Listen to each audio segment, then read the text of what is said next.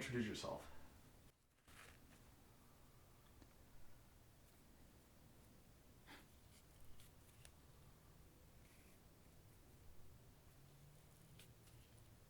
Are you serious?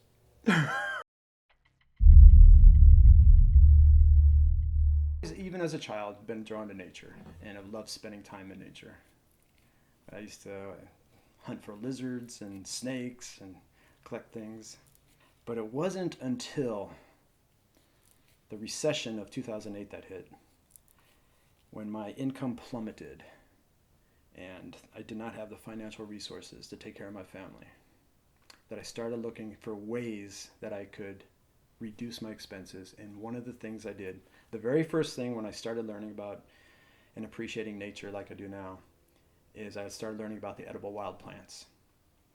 I decided I'm not going to buy vegetables anymore. I'm going to go out to the hills and I'm going to find plants. And I took with me a couple of guidebooks, and I'd go on the trails, and I would look through the books, and I was like, this plant, oh, I've seen this plant, and then I'd identify them, and then I start trying them and eating them, and pretty soon I was bringing home like a whole bag of vegetables that I had collected, and I'm like, and imagine, talk about organic, and it's free, and who knows the really powerful health benefits that they may possess.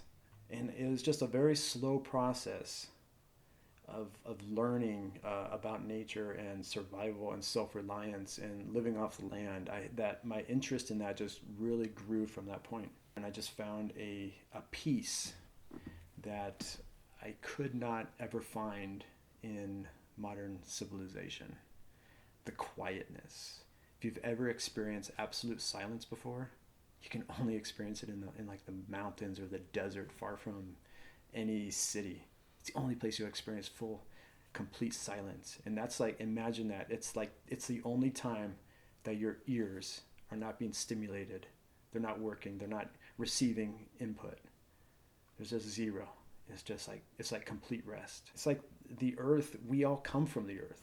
And when we die, we go back, our physical bodies, right? So it just made sense to me to go to look to the earth for health and for, I mean, even in a spiritual way. No matter what religion you follow, you always find a big connection to nature. And as I struggled year after year financially to support my family, I learned that I found that money was like the divine goal of every human being. Everything, almost every decision we make was based on money. Where to work, what job to get, where to live. Oh, I had a job opportunity here in such and such city. So you leave your family that you've lived with, your parents and close relatives, for that job because it's going to pay you. It's going to give you a certain material good that you have come to rely on to survive. I shouldn't even use the word survive because it's much more than survival. It's for comforts, it's pleasures, it's luxuries. It's much more than we need to survive. But I found that this pursuit of money, this pursuit of material things was costing not only my life, but I've seen in close friends that would work so hard and they'd sacrifice their bodies and they would lose their health. I'm like, is it worth it to spend those countless hours working and working and working for these material possessions that really don't, in some ways it seems like it's enhancing your life, but in many ways it's taking away from it. I've traveled to very remote places, especially in Mexico, and I've seen the people that would be classified as poor. I've been to villages where the daily work was building things, making things, collecting food. The families were always there. The kids grew up with their parents. They learned from their parents. And they had everything they needed to survive and to live fine. They laughed. They played. The kids were extremely happy. I've never seen such happy kids. In contrast to that, I've seen a lot of spoiled kids in the United States that have seemingly everything but are miserable. Look at suicide rates in this country. Why? If you have everything that you need, so it goes far beyond that. The material is not obviously not the answer. The way the idea develops is kind of weird. I mean, I've seen huts in Mexico. I've seen them of sticks. I've seen them of adobe and bricks.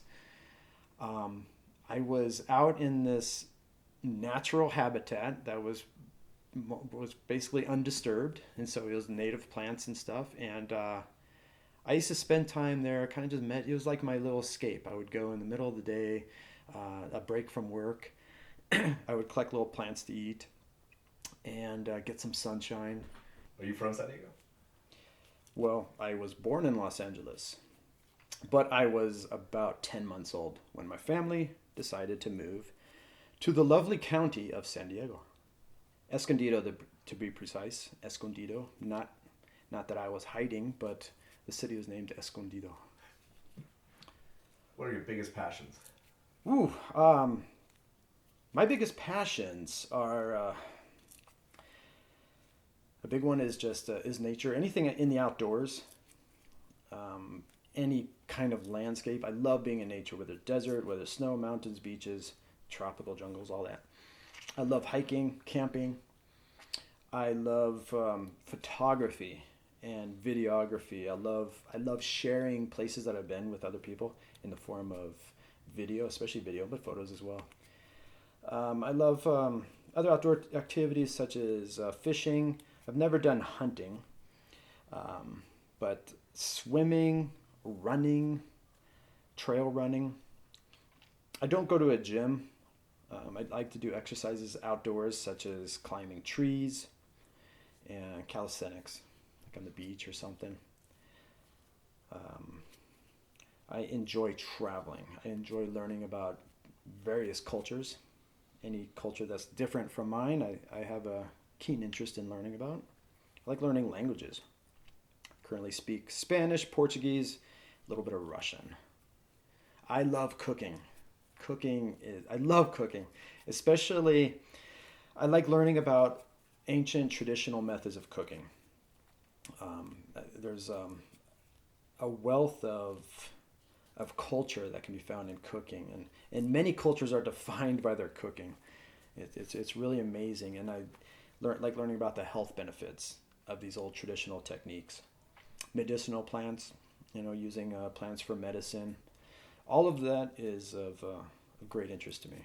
What are you doing right there? Oh, this is something I always do when I have my hands free.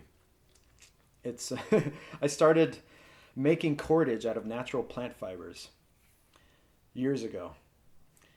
This right here is a Mojave yucca, or actually I think, no, this is banana yucca. I collected banana yucca in the desert a few weeks ago, and it has these very long leaves, and then you remove the soft material of the leaves, and you're left with these very strong individual fibers. And what I'm doing is twisting it. I'm taking one fiber at a time, moisten it. They need to be moist to work, and place it in there. And it's a twisting technique. It's a very strong cordage. That's what's great about yucca. It's very, very strong. It can be used to make rope, textiles, sandals, many uses, making traps. And I do this all the time when I'm traveling. If I'm on a bus, on airplanes, I've had people across the aisle ask me, what are you doing? Because I'll be like this, like the whole trip sometimes for like a few hours. And I'll be just twisting here and adding fibers. And I mean, it's got to look odd to someone that's sitting near me. And I remember one time there was a woman from Mexico, and she was asking me, and usually a young lady, and I gave her, I made her a little piece of cordage I gave her that she could tie onto her wrist like a bracelet. Over the past few years, I've made probably like 400 feet of this cordage. I've got tons of it. Have you figured out your hourly? Yes. Feet, right? Yes, I can twist about 3 feet per hour. So I've got a lot of time invested. I've used several different materials. It's kind of funny because almost anywhere I travel, I'll be like checking different plants to see if it has usable fibers. I've used palm from a palm tree in Chichen Itza in Mexico, and I'll actually use this stuff for practical things. I have some that's really fine that I'm going to use as fishing line for fishing. Do you know the tensile strength? I haven't tested the strength yet. I do intend to do that.